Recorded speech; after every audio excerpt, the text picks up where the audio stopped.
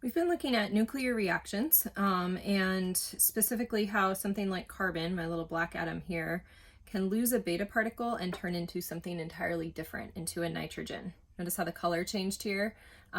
In an experiment, you would find that we had one set of properties that match carbon, and now we have another set of properties that match nitrogen. And this was actually hard to believe around 1900 when the Curies and others were starting to do this research. This was alchemy, right? Turning one element into another element. And in the 1800s, scientists had established you can't do that. And so it's kind of crazy chemistry that we're looking at here, where one element actually turns into something different. So we've looked at the symbols to express that. What we're going to look at in this segment is how long does it take for this to happen? And the word we're going to use for that is half-life. We saw that here. Every element has a unique half-life. And some of those half-lives, I believe, are in the back here on your last page. We have different half-lives that range from days to thousands of years to a billion years. So depending on what you're looking at, hours, days, billions of years, those are some of the half-lives that you might be working with. So we're going to look at how long does it take these reactions to happen. So on our next page, we're looking still again at nuclear reactions, radioisotopes, tracers. Here's one of these radioactive carbon atoms or radioactive fluorine atoms. And what we're interested in, right, is the energy that we're getting. Carbon is nice because it's giving us energy, or fluorine for some imaging there. So we're interested in energy that we're getting. Now, if we want to image something, okay, and that's our focus in this chapter, we want a short half-life because we want to get that radiation quickly, right? We want to see it quickly, and also we want that radiation to be gone quickly. So here's a little illustration we'll start with before we jump into numbers and calculations. If I have 80 grams of this carbon isotope here, okay, or 80 milligrams more likely, okay, a half-life is when half of that carbon decays. So I take my 80 and I tear it in half at 40 here. And so all I have left is 40 milligrams of that radioactive carbon. And the other 40 is still there, but it's turned into something different. Now it's turned into the nitrogen, all right? So I have my radioactive carbon, and then I have my nitrogen that's not radioactive. That split where half of it becomes not radioactive, the time on that is called the half-life. Now, if that half-life passes again, okay, I have 40 milligrams now, a half-life passes, I'm going to reduce that radioactive material in half. So now I'm down to 20, and I have even more of that nitrogen, right? So I've got this 20 milligrams of the radioactive carbon, and now 60 milligrams of that nitrogen that's not gonna hurt anything or touch anything. And then another half-life passes, this is gonna cut in half again, and it's getting smaller and smaller, as you can see. So if I can add a couple colors onto my little sketch here, I started with all radioactive isotope, and then I cut that in half, and in half again, and in half again, and in half again. And if I could think about the amount of radiation I'm getting out of that, I'm getting a lot of radiation here, and half as much, and I'm hardly getting any radiation at all here. This is why you leave nuclear waste sites alone, because they will just on their own gradually lose their radiation. Or nuclear chemicals that are put into us for imaging will do the same thing. They gradually just decay and lose their radiation. So how long does this take? Well, if I'm looking at carbon dating, the half-life of carbon-14 is 5,730 years. So it takes about 6,000 years for half of it to go away. That is not fast enough if I am a patient at the doctor's office, whether I look like a human or a stick figure.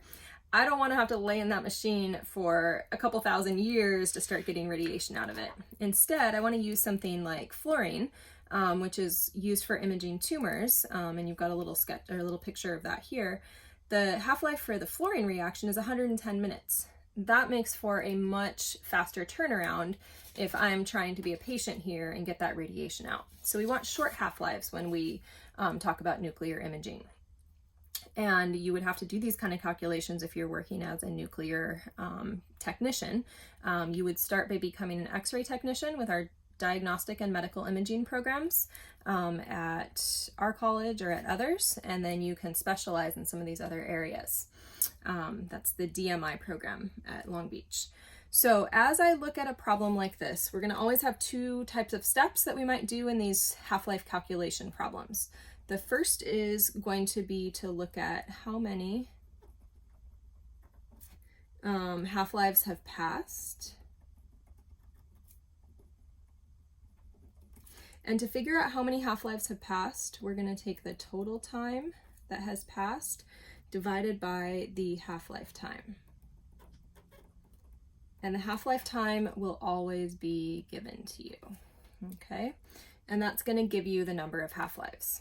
The second piece of these problems, once you know, okay, did I cut in half once or twice or 3 times, the second thing we would look at is how many grams of the radioisotope are left. And so to do that, you're going to take your initial mass, and a couple ways you could write this mathematically, but I'm going to take that initial mass and I would divide it by 2 if 1 half-life has passed. So 80 divided by 2 gives me 40. And then if I have 2 half-lives, I'm going to divide by 2 again. 40 divided by 2 is 20, etc. So if I have, say, 2 half-lives that have passed, then I'm going to divide by 2 twice. Okay, so we'll see a problem. Hopefully that'll help it make sense when you see numbers on it.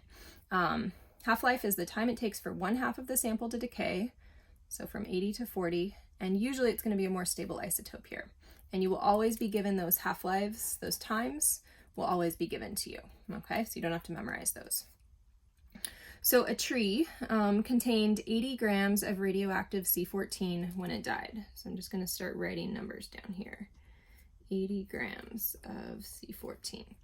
After 11,460 years, how many half-lives have passed? So there's my how many, okay? How many grams of C14 remain in the tree? And then here's that given half-life. Half-life is 5730 years. So I'm going to write that half-life as T1/2 equals 5,730 years. And the time passed is 11,460 years. All right, so those are the things that are given to me. I want to work through these steps here. First question, how many half-lives have passed? And that's the total time divided by the half-life time. All right, so first thing I'm going to look at is total time. Make sure these are in the same units, divided by half-life time.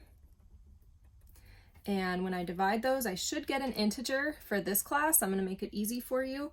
So this is 2 half-lives have passed, which in our picture here means I divided by 2 and then I divided by 2 again. All right. Now, the second question is how many grams of carbon-14 remain in the tree?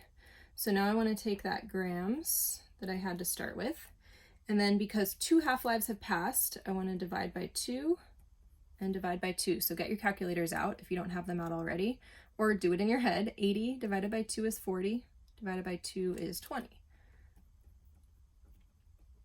And so I have 20 grams of C14 left, 80 turned into 20, and I at the same time have 60 grams of this nitrogen that has now shown up.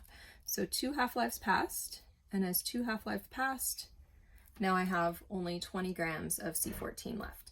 Instead of dividing by 2, you could also instead multiply by 1/2. Same exact thing. If you Google this, you can also use exponents to solve these, but I tend to keep it pretty simple like this, okay? So you have a couple more problems to practice, so try at least one before class, mimicking this pattern, and we'll do some of those and answer questions when we are together.